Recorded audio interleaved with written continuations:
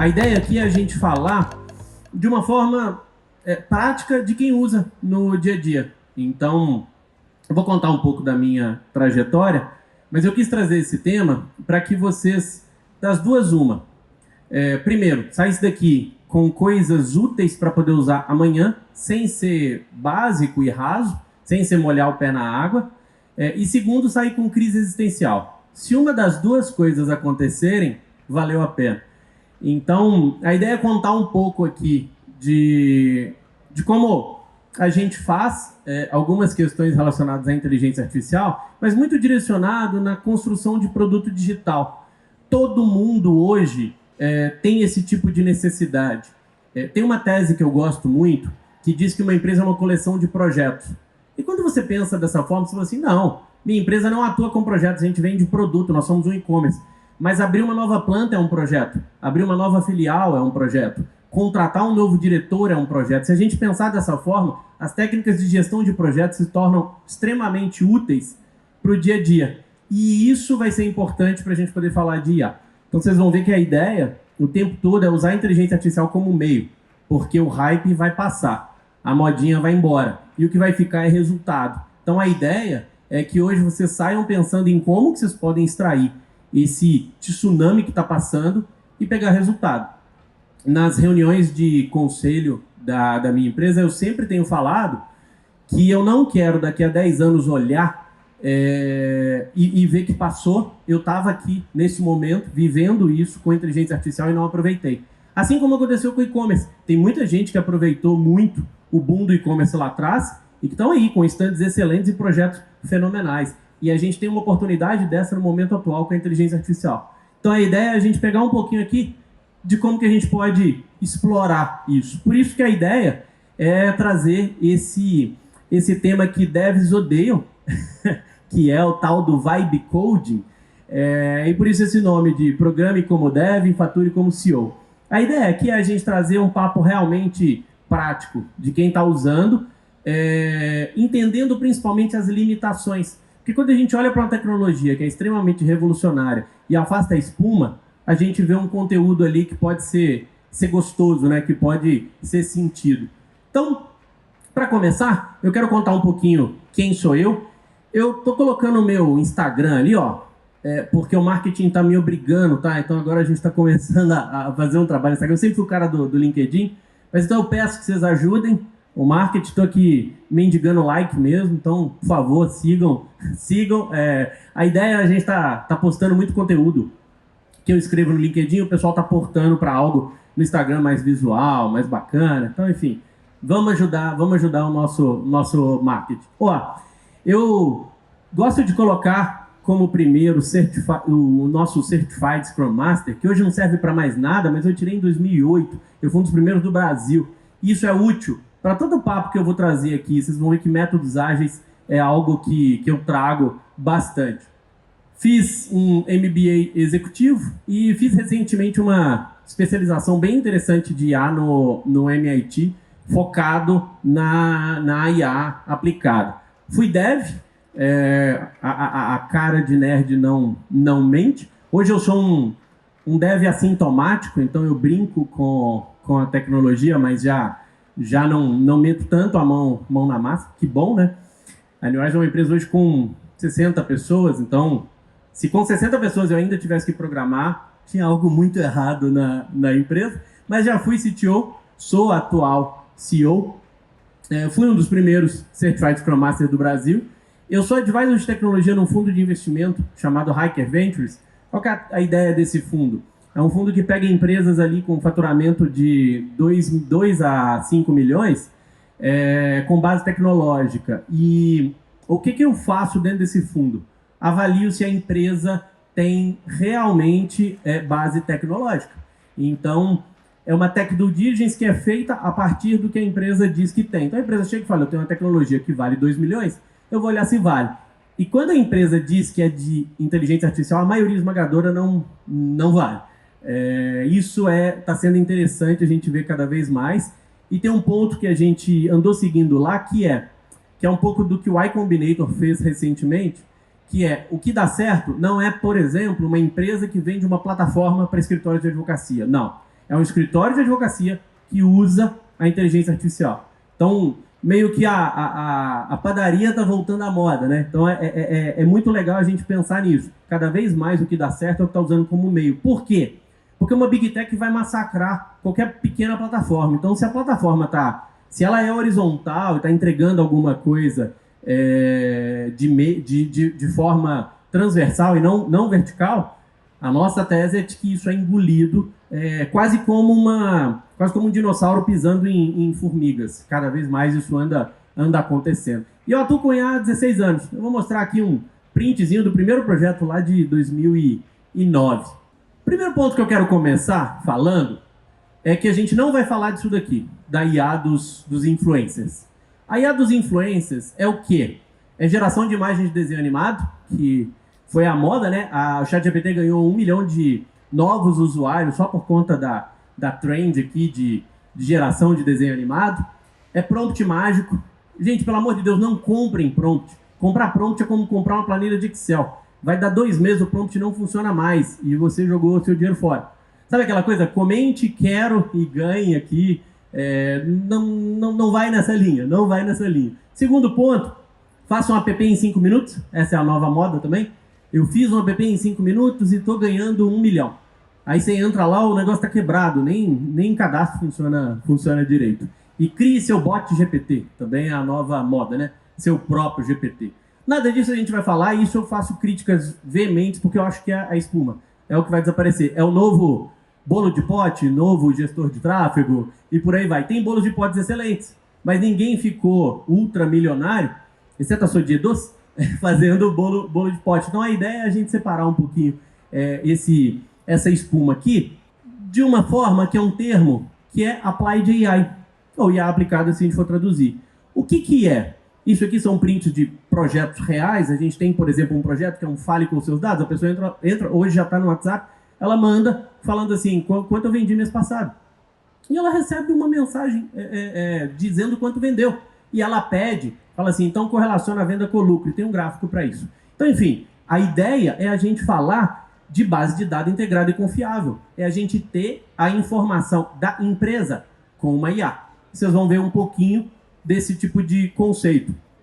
É a gente também falar de algoritmo que corta 30% do back-office. Olha, o tanto de exemplo que tem disso é absurdo. Vou pegar que foi um projeto que a gente fez na semana que a gente entregou semana passada. Um escritório de contabilidade muito grande, com 10 mil clientes.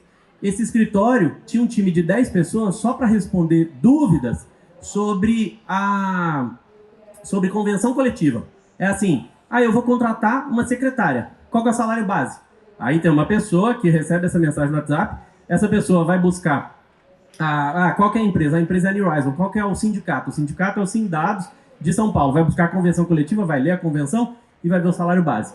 É só isso. A gente criou um bot para começar fazendo isso. E isso fez com que, literalmente, 3 pessoas não tivessem mais tarefas. Eles demitiram? Claro que não. Para mim, a empresa que fala de IA só para corte, a empresa quer sucatear, entregar a mesma coisa sucateando. Eles pegaram essas 3 pessoas e levaram para o atendimento ao cliente para melhorar a experiência. Porque são 3 pessoas que tinham muito tempo de empresa. Então, outro ponto que eu vou tentar desmistificar é essa questão de IA substituir pessoas. A IA substitui postos de trabalho. Mas tem pessoas que estão gastando uma carga cognitiva para fazer trabalho de máquina. Isso não é necessário, não é bom para a pessoa. Então, a ideia é levar. Então, por exemplo, essas 3 pessoas passaram a atuar com relacionamento com o cliente. E espero que fiquem felizes com isso. Que foi semana passada, ainda não dá para saber se elas estão felizes ou odiando a nova função. Mas esse é um dos pontos. O outro é ter uma IA invisível. Toda palestra eu brinco que eu quero falar de inteligência artificial até a inteligência artificial deixar de ser assunto. A gente não tem evento sobre energia elétrica, nem evento sobre internet. E elas estão aqui como base para tudo que a gente está utilizando. Esse é o caminho para a IA. Vocês vão ver que eu mostro uma IA que está entre nós e que a gente já nem percebe a existência dela. E por último, menos erros humanos e mais receita. Se você vai fazer algum projeto de inteligência artificial, você não tem delimitado o que você espera de retorno, não faça. Senão é aquela brincadeira que é divertida. Eu tenho a imagem da minha família toda como um anime, mas para aí, né? Isso não dá recorrência, isso no final de tudo não paga o leitinho das crianças. Vou começar desmistificando um dos termos que andam falando bastante, que é o vibe coding. Quem não ouviu, está ouvindo pela primeira vez, e eu queria aproveitar para perguntar, quem aqui já ouviu esse termo, Vibe Code? Tá muito na moda. Ontem. Ontem. Bom. Tá muito na moda. Basicamente, o que é? É um termo que nasceu sem querer, tá? Um dos grandes caras de IA do mundo, o Andrej Karpathy, ele foi da Tesla, ele foi da OpenAI. Um dia, ele fez um post no Twitter que ele falou assim, estou gostando desse vibe coding, que é esquecer que o código existe, que é meio que programar por vibração. E isso viralizou. E todo mundo começou a usar o mesmo termo. Foi simplesmente um post dele. Se vocês pesquisarem este nome e escrever vibe coding, vocês vão achar esse post, que é um dos posts com maior referência dos últimos tempos. Em suma, qual que é a ideia principal? Lembrei que tem que apontar. A ideia é geração de código com IA, com foco na experiência e não na sintaxe. Eu, por ter sido dev, a minha primeira relação com isso foi de ódio. Eu olhei e falei, caramba, tudo que eu sei não serve para nada. E aí, recentemente, eu li uma frase do Kent Beck. Kent Beck é uma das maiores referências, é um dos dinossauros da tecnologia. Ele escreveu um livro que eu acho que deveria ser livro de cabeceira de todo profissional de tecnologia, chamado Refatoração. Que é basicamente, ele defende uma tese de que todo mundo está sempre refazendo algo. E ele comentou que 90% do que ele sabe não serve para mais nada. Porém, os 10% que sobraram valem 1000 vezes mais. E eu acho que esse é o ponto. Eu talvez diria 80-20 por conta de Pareto, cada vez mais a gente vê isso, mas esse é o ponto. Com ferramentas desse tipo, a gente vai fazer 80%. Mas a rede social está cheia de galera demonstrando somente esses 80%. O César Tauri, o Gustavo Zaniboni, o Gustavo teve ontem aqui, né, eles vivem falando. O desafio é sair da POC para o projeto final. O desafio é sair da POC para a produção, é gerar receita. E a ideia aqui é algumas técnicas para a gente conseguir fazer isso. Para a gente olhar para possibilidades e fazer essa possibilidade virar algo real. Porque também não tem por que eu trazer um time de tecnologia inteiro para fazer algo que eu não tenho a validação de mercado. Eu não tenho o meu Product Market Fit, eu não sei se isso vai dar certo. Então, o foco aqui, direcionando, o foco é prototipação ágil, democratização do desenvolvimento e foco na vibe do produto. Foco no que eu quero construir, nem tanto no que eu estou construindo e como estou construindo. E aí, a conversa vira software, né? A inteligência artificial é a interface principal para isso. Algumas ferramentas estão puxando esse movimento. O Lovable, o Replit e o Vizero são as principais. Lovable e Replit já são unicórnios. Eu vou focar um pouquinho mais no Lovable, porque ele tem a melhor interface visual, na minha opinião. Então, quando a gente vai fazer algo que o foco é prototipar ou validar, visualmente falando, você tem que ter uma boa experiência. Então, isso é extremamente relevante. Na minha opinião, isso é comparável ao Delphi nos anos 90. Eu vivi isso, eu sou jovem há muito tempo. Então é por isso. Inclusive, a boinazinha... Adorei! Gente, a boinazinha é que eu tava careca, agora com a IA eu tô mais tranquilo, eu não posso ser careca mais, então eu tive que fazer... eu vou contar. Ele fez implante capilar. Eu não vou aparecer aqui com... Eu tô igual o Ronaldo Fenômeno, só que ao contrário. Tá branco aqui e pra cá tem cabelo. Tá muito feio. Pra mim é parecido com os anos 90. Quando o Delphi saiu, tinha muita gente que dizia assim, nossa, esse negócio de arrastar e soltar, esse negócio de interface gráfica, isso não tá com nada. Hoje em dia não se discute isso. Eu vivi uma época de frameworks e o pessoal criticar. Não, fazer na mão é mais rápido, fazer na mão é mais performático. Tá acontecendo exatamente a mesma coisa. A gente tem muito profissional de tecnologia sendo taxista com o Uber vindo. Isso, infelizmente, está acontecendo. E na empresa, comentei que são 60 pessoas, a gente teve que fazer eventos para mostrar, para debater, para a galera começar a utilizar. Porque tem muita gente indo contra. Qualidade, segurança e manutenção ainda são desafios. Lembra que eu falei da questão das limitações? E esses três são. Por que principalmente as Big Techs estão fomentando muito? Porque quando tem problema, a solução direta e rápida é aumentar a máquina na Amazon, é aumentar... Então você vai aumentar custo de Amazon, custo de Microsoft, custo de Google. Por isso todas elas estão investindo bastante. Então ainda é desafio. Os profissionais que lidam com infraestrutura estão cada vez mais sendo necessários, assim como os profissionais de segurança. E por último, mais importante do que saber código é saber pensar, é comunicar, é guiar a inteligência artificial. Eu acredito muito em um futuro que é isso daqui, ó, que ele é híbrido, é visão estratégica, inteligência artificial e senso crítico. Falando desses 20% que sobra, na minha opinião, a gente precisa ter essas três coisas. A visão estratégica, por quê? Eu preciso saber para onde eu vou. Eu preciso ter muito claro. A inteligência artificial é o meio que vai me levar lá. E o senso crítico é porque a IA erra A IA não é determinística, ela é probabilística. A gente não tem ainda um mundo preparado com uma tecnologia que não é determinística. Quando a gente fala de tecnologia, o bug é bug. Se você repetir aquilo 10 vezes, vai dar 10 vezes o mesmo erro. Na IA, não. A IA ela é estatística. Porém, eu vou citar um exemplo que eu adorei. Eu fiz uma palestra junto com o Henrique Portugal. O Henrique Portugal é fundador do Skank. Tem 1 mês e meio isso. Ele falou que quando... E ele é de tecnologia.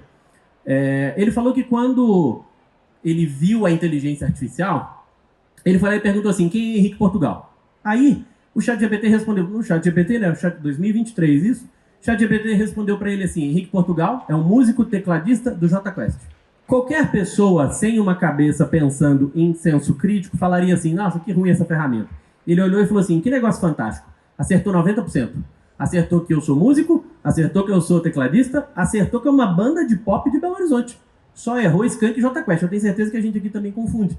Então, assim, chegou em 90%. Então, a questão é como lidar com uma tecnologia que ela vai chegar sempre perto, mas nunca de forma direta. E esse é o primeiro ponto de modelo mental que a gente tem que ter. A gente está lidando com algo que é estatístico. Isso é excelente. Se ele entregar 90% do meu trabalho, eu estou extremamente feliz. Os 10% eu faço e aí eu tenho muito tempo para poder fazer com capricho e aumento de qualidade. Esse foi o primeiro projeto de IA que eu fiz em 2009. Ele já era uma versão 3, ó.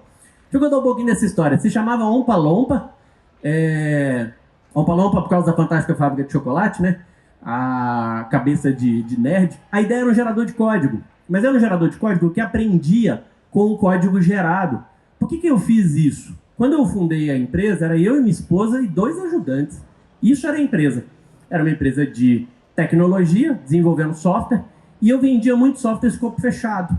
Então eu precisava de velocidade. E aí, na época, eu comecei a ler sobre um tema que é bonito de se falar, que é algoritmo genético, e comecei a ver que era possível que cada sistema gerado tivesse algum tipo de aprendizado. Dos mais básicos possíveis. Toda vez que tem um campo categoria, ele já é relacionado com o produto, já cria 2 telas. E isso ia começando a se repetir. Então, em 2009, esse foi meu primeiro projeto de inteligência artificial, que eu gosto de mostrar, porque quando a gente fala de vibe coding, é necessariamente a mesma coisa. Então, eu trazia o estagiário, treinava o estagiário, aí o estagiário conseguia fazer um CRUD, que é a operação básica de banco de dados. Quando ele terminava, eu mostrava isso aqui e falava assim, ó, a IA já faz o que você está fazendo, então você tem que ir além. E, pô, a gente tem até hoje, pessoas daquela época, é um time fantástico, por causa desse tipo de provocação. Claro que não se usa mais isso, mas essa aqui é uma curva de erro de uma inteligência artificial, que é a que eu falei que está entre nós e que a gente não percebe, muitos não percebemos. Isso aqui é a curva de erro da visão computacional, a inteligência artificial que faz um cara crachar. Para entrar em muitos lugares, você coloca o seu rosto. Para desbloquear o seu celular, você coloca o seu rosto. Mas você nem percebe que é uma inteligência artificial que em 2010 ela tinha 28% de erro. Olha a evolução dela. Em 5 anos, ela já estava abaixo de 5%. E nós humanos estamos aqui.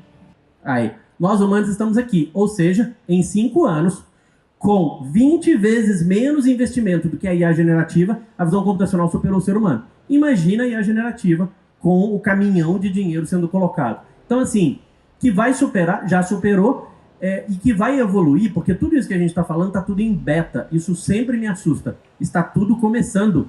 E a gente já tem tanta possibilidade fascinante assim. O ponto é, eu espero que a generativa chegue nisso logo logo. Que a gente pare de falar dela o tempo todo, como é a visão computacional. Você só usa dentro do dia a dia. Isso aqui eu gosto de trazer, que é a árvore de evolução de tudo que a gente tem agora. Quando a gente pega aqui embaixo, aqui, ó, 2017, eu coloquei o Attention is all you need. Attention is all you need é o paper acadêmico do Google, que é pai ou mãe de tudo que veio. Quando esse paper saiu, o Google basicamente escreveu como que eles fazem o autocompletar deles. Escreveu o autocompletar. Quando isso nasceu, o Google continuou fazendo os seus trabalhos, que é essa linha aqui, e uma empresa nasceu para fazer um produto chamado GPT-1. Essa empresa, o que está azul é aberto e o que está vazado é fechado. Essa empresa fez o GPT-1 de forma aberta, porque a ideia dessa empresa era trazer uma inteligência artificial aberta ao mundo. Por isso o nome dela, OpenAI. Essa empresa fez o GPT-1 e 2 de forma aberta. Quando eles fizeram o GPT-1 e 2 de forma aberta e para o mundo inteiro, eles começaram a fazer o GPT-3. Olharam para isso, o GPT-3 está aqui, ó, finalzinho de 21, olharam para isso e falaram assim, isso tem um valor imensurável. Isso é uma mina de diamantes. E aí decidiram fechar. Ali teve um rompimento, porque aí nasce um segundo braço aqui, que culmina lá em cima no Cloud, que é o braço da Anthropic, saiu de dentro da OpenAI, porque algumas pessoas começaram a falar assim, olha, é complicado. Elon Musk era um dos que estavam na OpenAI e saiu também, né? Começaram a falar, é complicado porque a ideia era ser aberto e ficaram fechados, e por aí vai. E aí a gente tem tudo isso. Eu parei em 23 porque não cabia, até falei trouxe as atualizações, entreguei para o time de UX, e o pessoal falou assim, você quer que enfia bloquinho? Onde mais aí? Mas eu gosto de trazer isso porque, no fim, é um grande autocompletar. Mas um autocompletar com uma possibilidade da gente fazer tanta correlação que vira tudo que a gente tem hoje, né? Então a raiz de tudo é o Google. O Google não deu atenção, agora o Google começou a olhar para isso, né, nos últimos anos. E, inclusive, evoluiu bastante. O Gemini vem bem forte. E muita gente chegou a falar que o Google saiu, o Google já era. E o Google é o Google, né? Você nunca deixa alguém, você nunca desconfia de alguém com tanto poder e tantas mentes fantásticas. O que é o ponto para a gente pensar no Vibe Coding, descendo para uma forma um pouquinho mais prática, e tudo que a gente vai fazer de produto digital? É a gente tomar sempre decisão baseada em evidência. Isso aqui é método científico, que é a gente sempre parte de uma hipótese. Olha, pode ser que se eu vender um produto, se meu produto eu criar um clube de assinatura, pode ser que isso seja uma boa. Isso é uma hipótese. Como é que você faz com essa hipótese? A gente começa a definir caminho a partir de suposição. Então um clube de assinatura pode ser uma boa. Então eu vou estabelecer como é que eu valido. Como que eu vou fazer para eu validar se o clube de assinatura é ou não é uma boa? E o ponto é, se você tem uma hipótese para construir alguma coisa e não tem como validar ela, descarta. Já é o primeiro indício de que essa hipótese não é interessante. Agora, se eu posso validar, se eu tenho uma hipótese e eu posso validar ela, o que eu preciso para ir fazer um projeto? Eu preciso da evidência. Eu tentei achar outra imagem para a evidência, mas não consegui pensar em nenhuma diferente. A evidência é que tipo de dado concreto eu tenho para suportar a minha decisão. Então, o clube de assinatura é uma hipótese. Meu produto que eu vendo, tem gente que compra de forma recorrente. Como é que eu valido? Eu quero saber se 10% de pessoas vão comprar esse clube e ficar 3 meses. Beleza. Então este é o meu dado concreto para suportar a minha validação. Eu faço e verifico. Isso aconteceu? Aconteceu. Aí eu ponho dinheiro, aí eu faço um projeto. Então assim, eu vivo falando sobre isso. Não que eu não goste de projeto de 1 ano, mas um projeto de 1 ano, que eu não posso validar ele em 1 mês, eu tenho um grande problema. Então se a gente pensa dessa forma com esse ciclo, tendo Vibe Code, não tendo Vibe Code, a gente tem aquele pensamento estratégico que eu falei no começo. Pensamento estratégico, IA e o senso crítico. Fecha dessa forma que a gente consegue estabelecer qualquer tipo de projeto que a gente vai. Dentro da New Horizon, a gente criou uma metodologia que a gente chama de North Star Goal, que é, evoluindo um pouquinho a decisão baseada em evidência, a gente estabelece 4 pilares. O primeiro dele é motivação. Por que eu quero fazer um projeto? O que me motiva? Às vezes meu concorrente está usando IA, eu também quero usar. Se é uma motivação fraca, esquece. O projeto não vai parar de pé. O segundo é medição. Que tipo de indicador eu tenho de que a coisa está andando e de que ela chegou a algo que vale a pena eu fazer o projeto. Lembre que isso aqui é antes do projeto. O terceiro é a execução. Como é que vai ser meu plano de execução?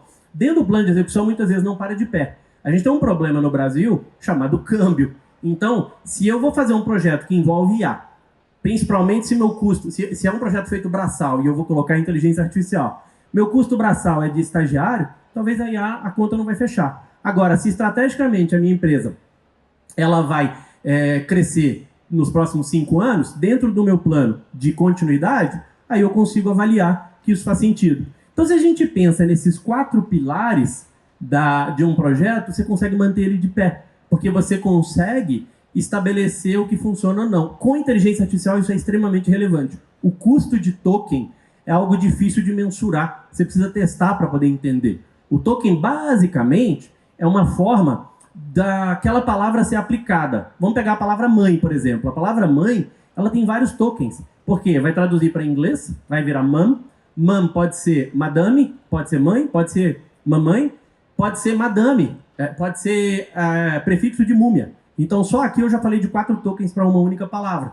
Então, o token você só consegue entender colocando o projeto para rodar e medir. Ó, tá dando uma média de custo de 1,50 por usuário. Aí você consegue olhar se faz sentido ou não. Isso é muito importante antes da gente sair fazendo o projeto, colocando caminhão de dinheiro. E agora, com o Vibecode, a gente consegue tirar esse tipo de dúvida. Se você usa isso para mitigar risco, você tem uma chance de ter seu projeto, seu teste validado. Aí, o que é importante aqui? Para o próximo passo, falar de IA, eu quero falar da tal engenharia de prompt. Não comprem cursos de engenharia de prompt, pelo amor de Deus, porque engenharia de prompt é simplesmente isso. Engenharia de prompt é você partir de um contexto, sempre muito importante contexto, por isso que sempre que a gente vai olhando, tem as pessoas dizendo assim, haja como um analista de marketing. Isso é importante, é um contexto. A IA, ela basicamente é aquela matriz do ensino médio. E aí imagina que ela é uma matriz com informação do mundo inteiro. Quando você dá um contexto, você leva o ponteiro dela e fala assim, é aqui que eu quero que você busque.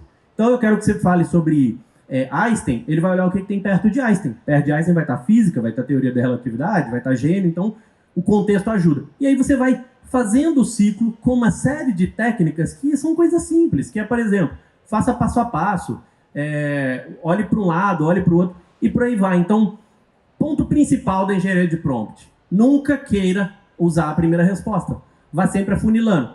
Outra questão, se você vê que o caminho está totalmente errado, lembre que é um caminho, né? Por isso a ideia da rua aqui, você vê que o caminho está totalmente errado, abre um novo e começa de novo, com o aprendizado que você já teve. E assim você vai conseguindo ter resultados melhores. Quer ver um exemplo prático?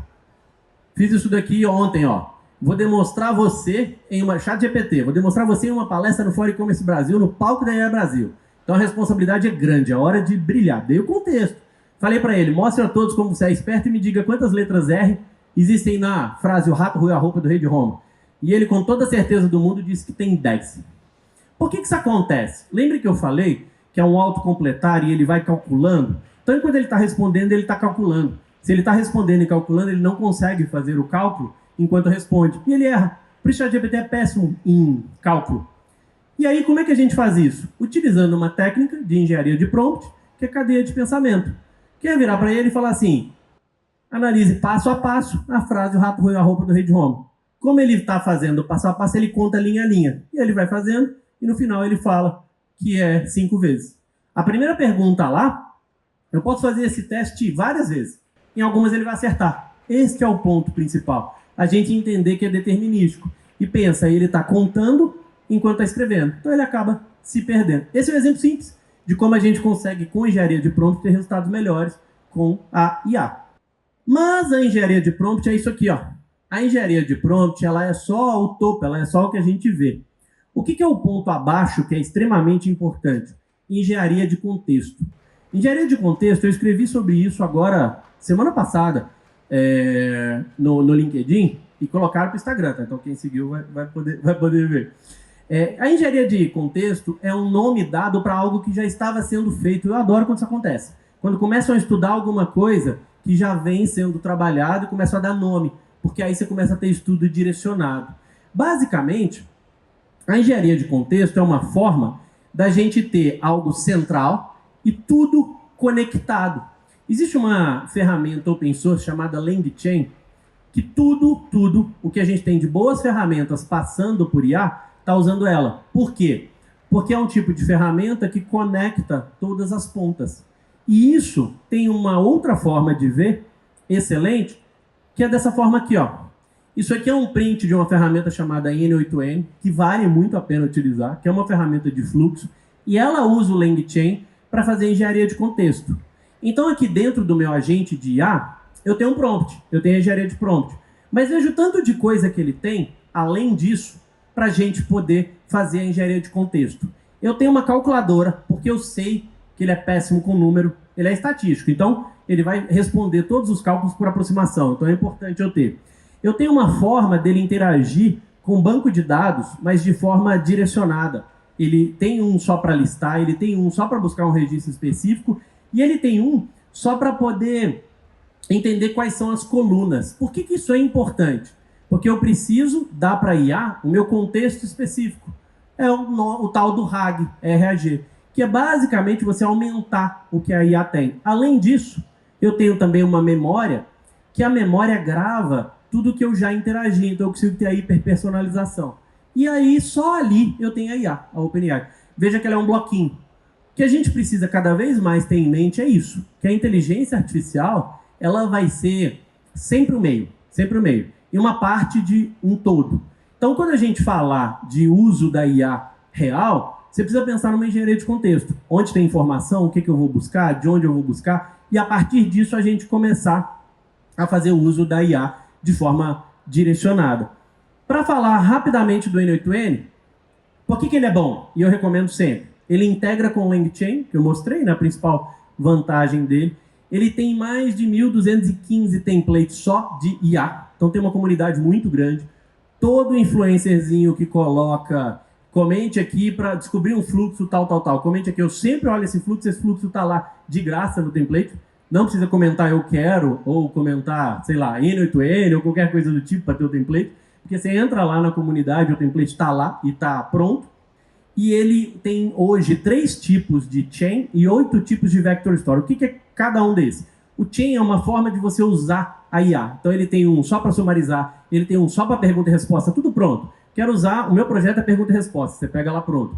Meu projeto é resumir áudio, você pega lá pronto. Então ele tem 3 específicos para isso e ele tem 8 tipos de banco de dados para a gente conectar. Por que é importante falar de banco de dados? Porque a gente tem uma evolução nos paradigmas de armazenamento de informação. Antigamente a gente vinha com dado estruturado, até hoje utiliza bastante. Todo projeto minimamente tem que ter dado estruturado. Nome, e-mail, que é o banco de dados que a gente está acostumado, um Excel da vida, né? Depois a gente passou a ter dado não estruturado. Quando eu tenho muita informação junta, eu tenho ela de forma não estruturada para eu ter acesso rápido a ela, que é os tais NoSQL. E hoje a gente chega no banco semântico, que é uma forma de eu entregar para a inteligência artificial formas dela achar por aproximação. Então, uma pergunta e resposta é um banco semântico. Quando eu comecei a ver sobre o tal do RAG, eu ficava pensando o que é isso, como é, até na hora que eu pus a mão na massa com uma ferramenta de N8N e vi funcionando. É basicamente um monte de pergunta e resposta. Então, na hora que a pessoa fizer uma pergunta, você vai num banco semântico e fala assim, olha, eu acho que essa pergunta dela, a resposta é aquela lá. E aí, lembrem da matriz, vai ter um token que vai direcionar para onde é, para onde não é. Visualmente falando, isso é legal da gente ver e ver funcionar, né? E aí vamos falar do Lovable, para a gente finalizar. O Lovable, ele é hoje a maior ferramenta atual de Vibe Code no mundo. Tem mais de 500 mil de usuários ativos, 25 mil projetos por dia. Ele chegou a... Agora já extrapolou muito, né? Ele já está batendo mais de 100 milhões de dólares, né? Já virou unicórnio. Mas em 3 meses ele já tinha 17 milhões de receita anual. Tem mais de 30 mil clientes pagantes. Eu sou um dele. Na empresa a gente tem 10 licenças, porque time de produto e UX usa bastante. E ele nasceu como GPT Engineer. Era um projeto open source. Está lá até hoje, você consegue ver o código dele. Que a ideia desses caras era fazer algo que um programador sênior olhasse e falasse assim, isso é bom e eu quero. Olha que legal. E aí eles deram uma repaginada, né, que GPT Engineer não ia vender para ninguém, e começaram a chamar de Lovable. Ele é a startup de maior crescimento da Europa. Eles passaram o Spotify, que era o primeiro, então a gente já vê uma tendência de um movimento estrondoso aí.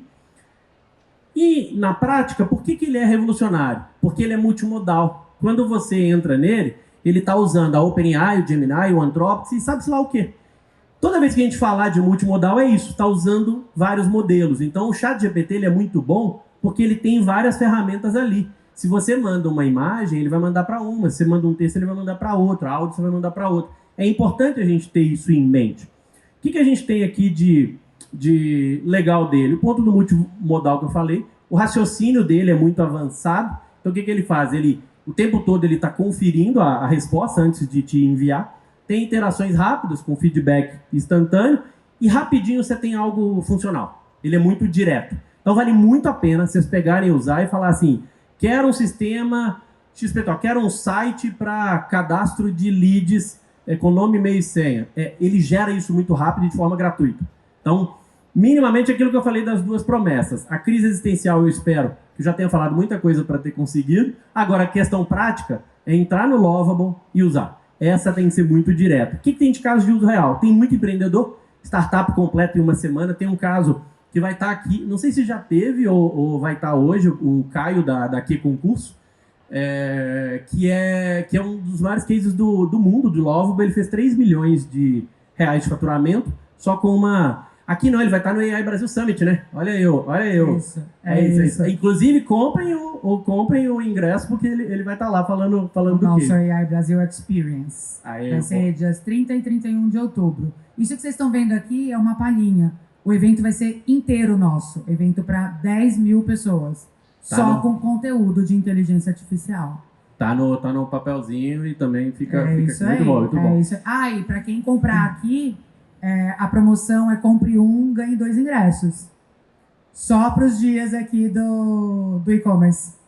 Nem foi combinado. Levantei a bola para cortar, tá vendo? Obrigada. E o Caio vai tá falando desse caso, que ele fez 3 milhões de reais com o Lovable. Ele tem o Q Concursos. O Q Concursos era de graça, ele quis fazer a versão paga. Viu aquilo que eu falei das decisões baseadas em evidência? Ele fez a versão paga no Lovable, fez em 2 semanas, pôs para rodar e fez 3 milhões de reais.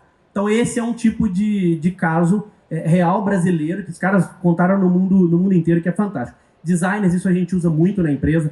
Pensa que o designer pode fazer 3 versões do mesmo layout. É muito fácil para quem tem uma ideia de design ir direcionando e fazer protótipos realmente muito bons. Equipe de venda, hoje não tem uma proposta que a gente não faça, que a gente não mostra um dash de como vai ficar. Isso aumenta demais o percentual de venda.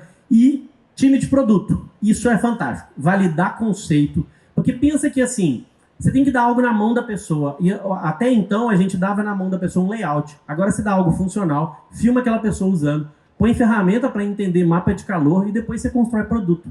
Então, são aquilo que eu falei, eu não uso em produto final. Mas protótipo, validar a ideia, coletar leads, esse tipo de coisa, você não precisa mais do dia a dia, né, de montar um time para isso. O que a gente tem de interessante aqui, tá? Existem algumas outras ferramentas nessa linha, Cursor, Copilot, Windsurf, que a OpenAI comprou, só que elas são para programadores, elas são assistentes de código e precisa de conhecimento técnico. Elas são um pouquinho mais baixo nível, mas extremamente úteis. Cursor, por exemplo, a gente tem na empresa inteira. Hoje eu gasto $12 mil só com licença de IA. Do outro lado, o Lovable, ele para qualquer pessoa, faz um aplicativo completo. A parte de banco de dados, ele é integrado com Supabase. Pra vocês terem ideia, eu fiz aplicativo das Olimpíadas, Rio 2016. O Rio 2016 teve 5 milhões de acessos simultâneos. Usava Firebase, um concorrente do Supabase, e funcionou lindamente. Então, o que eles estão usando aqui por trás é realmente muito bom. Lembra que nasceu para um sênior olhar e falar, isso é bom, né? E foi assim que ele foi popularizado. E zero conhecimento técnico. Isso é que eu acho fascinante. Vejam que eu não falei com vocês aqui de código ou coisa do tipo. Falei de hipótese, evidência e metodologia para a gente entender se um produto está funcionando ou não. Porque o código é a IA que vai fazer. Ela é o meio. A missão deles eu acho fascinante. A missão deles é construir o último software do mundo. Ou seja, a partir do software deles, todos os outros passam a ser construídos. Então, o tempo inteiro que você vê alguma postagem dos criadores, eles vão estar lá falando sobre construir o último software do mundo. Eu acho isso uma prepotência genial. O Google, por exemplo, a missão dele é organizar todos os dados do mundo. Então, está aí quase perto de conseguir. Então, eu acho isso fascinante. Para fechar, tem uma lista de como funciona o dia a dia nosso com o Vibe Code. Primeiro, que o ágil agora funciona de verdade, né? A gente pode testa, retesta. Então, em uma sprint de 2 semanas, você faz alguma coisa e depois você joga fora e faz outra. É um negócio fascinante. Para a gente chegar num projeto final, para ser validado, a gente faz 3, 4 vezes. Então, eu vou até mostrar para vocês uma das técnicas que eu uso muito para poder fazer isso. Você pode validar a hipótese, fazer teste AB sem custo. Primeiro grande caso nosso era um formulário que a gente ia fazer de cadastro, que é uma página que no final eu coloco aqui para vocês. A gente tem um AI Score. A gente precisa entender o índice de maturidade da empresa para aí ela ter projeto de IA. Então, eu parto de um princípio de perguntar algumas coisas. Isso era um Google Forms. Aí pensa, eu chegava falando de inteligência artificial, de tecnologia, entregava um Google Forms para a pessoa preencher. Aí um dia, num voo, eu ia dar uma palestra que era grande, eu falei assim, pô, podia ter um site para isso. E aí eu fiz, esperando, no celular, eu fiz no Lovable, e eu fiquei encantado com aquilo. E aí o time começou a falar assim, não, mas a gente precisa saber qual formulário performa melhor. A gente fez 3 versões, testamos as 3. A que tivesse mais cadastros era o melhor formulário. Era um formulário grandão, um outro passo a passo e um outro simulando um bot. Então, assim, isso é fascinante, porque a gente fez 3 versões da mesma coisa, só escrevendo, falando, agora faz o formulário assim, agora faz assado. Publicou em lugares diferentes, você pode duplicar projeto lá, e a gente tinha as 3 para poder testar o que era melhor. A gente gosta muito de usar ele como interface e o N8N como back-end. Por quê? Tem muito problema de segurança. Veja que a gente está falando de uma ferramenta que gera tudo para você, né? Se você não é técnico, tenta pensar na parte técnica de N8N ser feita um pouquinho para trás. Isso em projeto grande. Se a gente está falando de só cadastro, captação de lead, mas funciona que é uma beleza, né? E eles estão evoluindo isso. Isso é o cenário hoje. Isso é o cenário hoje, com 6, 7 meses da ferramenta funcionando, né? Então você pode conectar, como eu falei, né? Hotjar, Analytics, para poder entender comportamento de cliente. E isso daqui é muito legal. Ó. Você fez algum teste, usou bastante e chegou no momento que você falou assim, aqui não está funcionando mais. Use este prompt, ó. Documente o processo completo que usamos para chegar até aqui, incluindo erros encontrados e soluções aplicadas. Cria um prompt que eu posso usar para fazer um projeto igual a esse. Isso é fantástico, porque você pega, aí ele gera para você, você pega todo o aprendizado que você teve ali, ajusta alguma coisa ou não, esse aqui não é relevante, esse aqui não é, e joga esse prompt para fazer um novo projeto. Você tem um novo projeto do zero com possibilidades diferentes. Lembra que é estatístico, né? Então algum caminho que foi errado ele pode acertar. Ponto principal é que a mudança exige reconstruir o processo do zero. Fase de teste, ajuste com IA já passou. A gente está na hora de começar a aplicar, a usar e ter dentro do nosso dia a dia. Só assim a gente começa a ter solução real e resultado real. Pessoal, seguem meus contatos. Esse QR Code é para fazer o diagnóstico de maturidade no AI Score, que eu comentei. É um projeto feito em Lovable, então vocês vão conseguir ver funcionando. Inclusive, recentemente, a gente está fazendo muita campanha de marketing dele. A gente descobriu que ele não estava performando bem. Aí o pessoal de marketing falou assim, põe o formulário para cima. Foi literalmente entrar lá e falar assim, coloca o formulário para cima. E o formulário estava em cima e a gente já estava testando a campanha de forma diferente.